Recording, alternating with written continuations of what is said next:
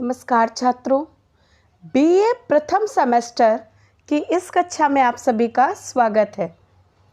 आज की कक्षा में हमारा प्रकरण है हिंदी पूर्व साहित्य परंपरा का संक्षिप्त परिचय एवं हिंदी तथा हिंदी पूर्व की भाषाओं का विकास क्रम।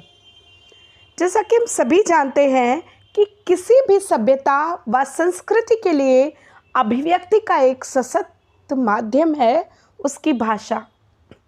किसी भी सभ्यता व संस्कृति में निहित तत्वों के अध्ययन के लिए भाषा को एक प्रधान साधन माना जाता है। तो आज हम देखेंगे कि किस तरह से साहित्य में हिंदी से पूर्व भाषिक परंपरा प्रचलित थी, उसका आधार क्या था, उसकी समय सीमा क्या थी तथा किस तरह से विकास के सोपानों को पार करते हुए धीरे धीरे भाषिक परंपरा हिंदी भाषा की तरफ बढ़ती गई। तो हम जैसे जानते हैं कि हिंदी भाषा का विकास भारतीय आर्य भाषा के तृतीय चरण अर्थात आधुनिक भारतीय आर्य भाषाओं के उदय के साथ हुआ था। इससे पूर्व भारतीय आर्य भाषा के यदि हम प्रारंभ की बात करें तो भारतीय आर्य भाषाओं का प्रारंभ वैदिक संस्कृत से माना जाता है। संस्कृत को ही वैदिक भाषा तथा प्राचीन मूल भारतीय आर्य भाषाओं का उद्गम माना जाता है। तो चलिए इस कक्षा को प्रारंभ करते हुए हम देखते हैं कि किस तरह से संस्कृत अपनी विकास यात्रा के द्वारा धीरे धीरे वैदिक संस्कृत, तत्पश्चात लौकिक संस्कृत, जनभाषा पाली, प्राकृत और अपभ्रंश के सोपानों पर आगे बढ़ते बढ़ते अपने रूप को परिवर्तित करते करते आगे जाकर के भारतीय आर्य भाषाओं के रूप में सामने आई। चलिए प्रारंभ करते हैं इस कक्षा को। हिंदी भाषा का विकास यदि हम देखें तो हिंदी का प्रारंभ अपभ्रंश भाषाओं के द्वारा 1000 ईस्वी के आसपास माना जाता है। निस्संदेह साहित्य की भाषा बनने से पहले यह बोलचाल की भाषा बनी रही होगी, फिर धीरे धीरे लोक भाषा के लेखकों द्वारा प्रयोग में आने लगी। वैसे 8वीं शताब्दी से कुबलय माला कथा में इसके प्रयोग मिले हैं। पुष्य कवि की भाषा में भी हिंदी के तत्व स्वीकार किए गए हैं। इसके पश्चात अपभ्रंश में देसी शब्दों का आधिक्य हुआ और यही पुरानी हिंदी कहलाई। अपभ्रंश को पुरानी हिंदी के नाम से चंद्रधर शर्मा गुलेरी जी ने संबोधित किया था। तो इसलिए हम देखते हैं कि इसका प्रारंभ यदि हम देखें तो 1000 ईस्वी के लगभग से माना जाता है। डॉक्टर राम कुमार वर्मा और महापंडित राहुल सांकृत्यायन आदि इसे 7वीं 8वीं सदी से ही स्वीकार करते हैं। डॉक्टर धीरेन्द्र वर्मा ने इसे 1000 ईस्वी से प्रारंभ माना है। डॉक्टर धीरेन्द्र वर्मा का मत है कि 1000 ईस्वी के बाद मध्यकालीन आर्य भाषा के अंतिम रूप अपभ्रंश भाषाओं ने धीरे धीरे अपना रूप बदलते हुए आधुनिक आर्य भाषाओं का रूप ग्रहण कर लिया तथा यदि हम देखें तो अधिकतर क्षेत्रों में मध्यवर्ती क्षेत्रों में बोली जाने वाली सौरसेनी तथा अर्धमागधी अपभ्रंशों ने हिंदी भाषा के समस्त रूपों को जन्म दिया है। तो यहाँ पर हमने देखा कि किस तरह से हिंदी भाषा का विकास यदि हम देखें तो प्राचीन भारतीय आर्य भाषाओं के द्वारा हुआ है और यही प्राचीन आर्य भाषाएं अपने रूप को बदलते बदलते धीरे धीरे अपभ्रंश अर्थात बिगड़े हुए रूप को लेकर के हिंदी भाषा के व्याकरणिक रूपों को जन्म देती दिखाई देती हैं। जैसा कि हम सभी जानते हैं कि भाषा का एक नियम होता है। भाषा का नियम ये होता है कि वह स्वयं को कठिनता से सरलता की ओर उन्मुक्त करती है। जैसा कि हम जानते हैं कि भाषा जब अत्यधिक कठिन हो जाती, व्याकरणिक नियमों में अवरुद्ध हो जाती है तो जन सामान्य के प्रचलन से बाहर हो जाती है और उसका स्थान एक सरल जनभाषा ले लेती है। तो इसी तत्व के आधार पर, इसी नियम के आधार पर संस्कृत भाषा कठिन होने के कारण, व्याकरणिक नियमों की जटिलता के कारण लोगों के जन सामान्य के बोलचाल के प्रयोग से बाहर हो गई और उसका स्थान एक लगातार निरंतर चलती हुई जनभाषा ने ले लिया। तो चलिए हम देखते हैं कि किस तरह से वैदिक संस्कृत, लौकिक संस्कृत धीरे धीरे जनभाषा के रूप में साहित्य को स्थान देती गई और स्वयं अपना स्थान छोड़ती गई। तो यदि हम देखें तो हिंदी से पूर्व प्रचलित भाषाओं में पाली, प्राकृत तथा अपभ्रंश आदि भाषाएं आती हैं।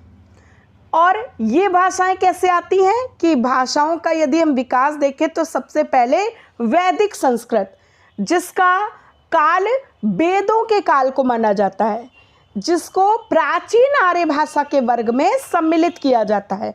इनकी समय सीमा यदि हम देखें तो 1000 ईस्वी पूर्व से 500 ईस्वी पूर्व तक इनका काल रहा था, जो कि संस्कृत भाषा को माना जाता है। और ये भी 2 रूपों में प्रचलित थी, वैदिक संस्कृत और लौकिक संस्कृत। वैदिक संस्कृत अर्थात जिस भाषा में, जिस क्लिष्ट संस्कृत में वेदों की रचना हुई थी। और कुछ विद्वानों का मत है कि वेद जो है वो मानव द्वारा लिखित नहीं है, ये देवताओं के मुख से निसृत हुए हैं, तो इसीलिए इसको अत्यंत प्राचीन काल की भाषा माना जाता है। वैदिक संस्कृत की क्लिष्टता के कारण आभ्यंतर समाज में लौकिक संस्कृत का प्रचलन आम लोगों की बोलचाल और साहित्य सृजन के लिए होने लगा, अर्थात वैदिक संस्कृत प्रचलन से हट गई और उसका स्थान लौकिक संस्कृत ने ले लिया। लौकिक संस्कृत में जो है वो रामायण, महाभारत आदि ग्रंथों की रचना हुई तथा संस्कृत के प्रसिद्ध कवि कालिदास का साहित्य भी इसी कोटि में आता है। इसके अलावा भारावी आदि कई प्रसिद्ध संस्कृत के रचयिताओं की कृतियाँ इसी वर्ग के साहित्य में आती हैं। तो वैदिक संस्कृत, लौकिक संस्कृत ये प्राचीन भारतीय आर्य भाषाओं के वर्ग में आने वाली भाषाएं मानी जाती हैं। तत्पश्चात इसके विकास क्रम में दूसरा स्थान आता है वैदिक संस्कृत के बाद लौकिक संस्कृत, तथा तीसरा स्थान आता है पाली का, जिसे पहली या प्रथम जनभाषा भी कहा जाता है। तो यह पाली भाषा मध्यकालीन आर्य भाषा के वर्ग में आती है। तो मध्यकालीन आर्य भाषाओं का समय यदि हम देखें तो 500 ईस्वी पूर्व से 1000 ईस्वी तक की भाषाएं इस वर्ग की भाषाओं के अंतर्गत जानी जाती हैं। तो हिंदी भाषा के यदि हम उद्भव पर देखें, उसकी विकास क्रम पर देखें तो पाली का महत्वपूर्ण स्थान माना जाता है, क्योंकि पाली को भगवान बुद्ध के उपदेशों की भाषा भी माना जाता है और बौद्ध धर्म के सभी ग्रंथ पाली भाषा में ही लिखे गए हैं। अभिधम्म पिटक, विनय पिटक, सुत्त पिटक, अंगुत्तर निकाय, ये सभी पाली भाषा के ही ग्रंथ माने जाते हैं।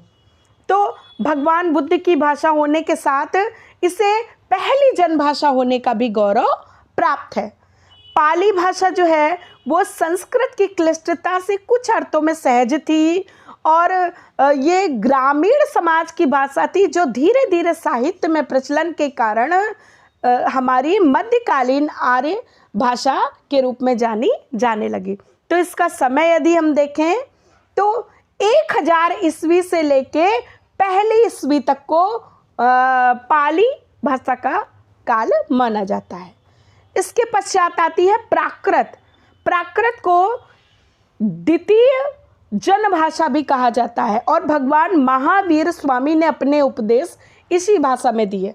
तो अर्थात ये जैन धर्म की भाषा भी मानी जाती है प्राकृत।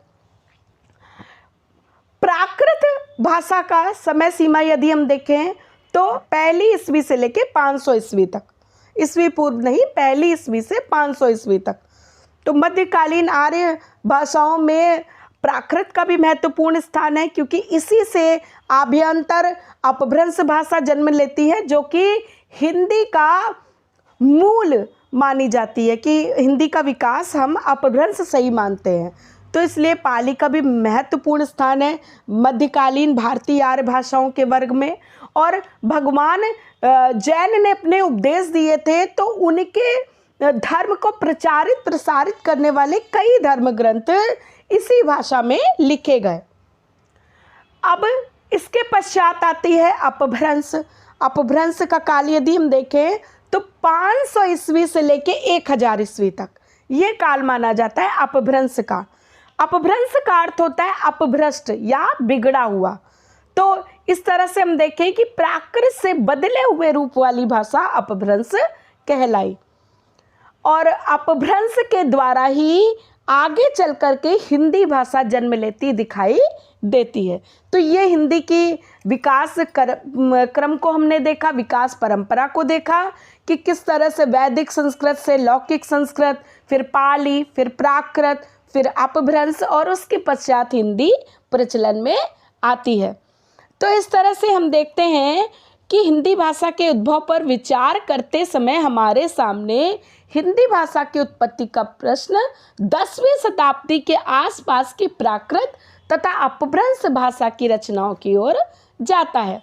आचार्य शुक्ल के अनुसार प्राकृत की अंतिम अवस्था अपभ्रंश से ही हिंदी साहित्य का आविर्भाव स्वीकार किया जाता है। अतः हिंदी के समग्र अध्ययन के लिए इन सभी पूर्व भाषाओं में निहित साहित्य परंपरा को जानना अत्यंत आवश्यक है। इसके बिना हम हिंदी का सम्यक अध्ययन करने में स्वयं को असमर्थ पाएंगे।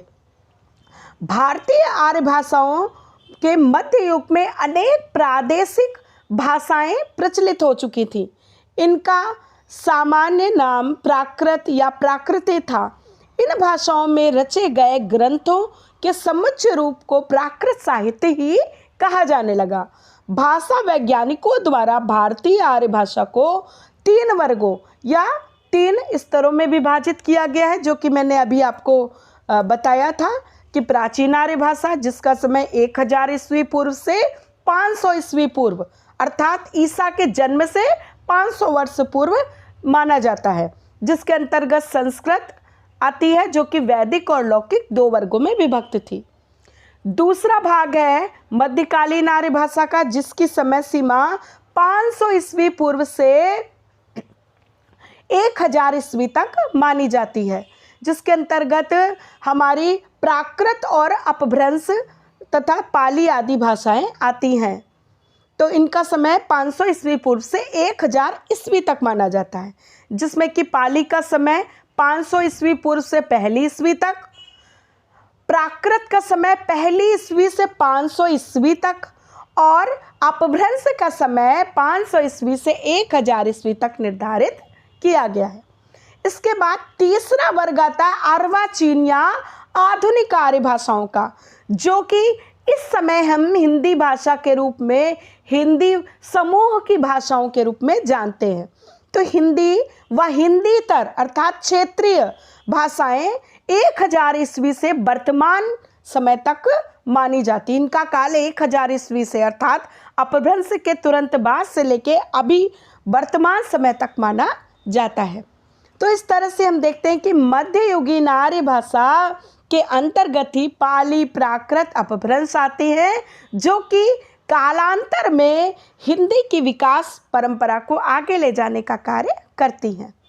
तो इस तरह से हम आगे के कक्षा के दूसरे भाग में पाली, प्राकृत, अपभ्रंश आदि साहित्य और इन भाषाओं की संपूर्ण विशेषताओं का अध्ययन करने का प्रयास करेंगे। धन्यवाद।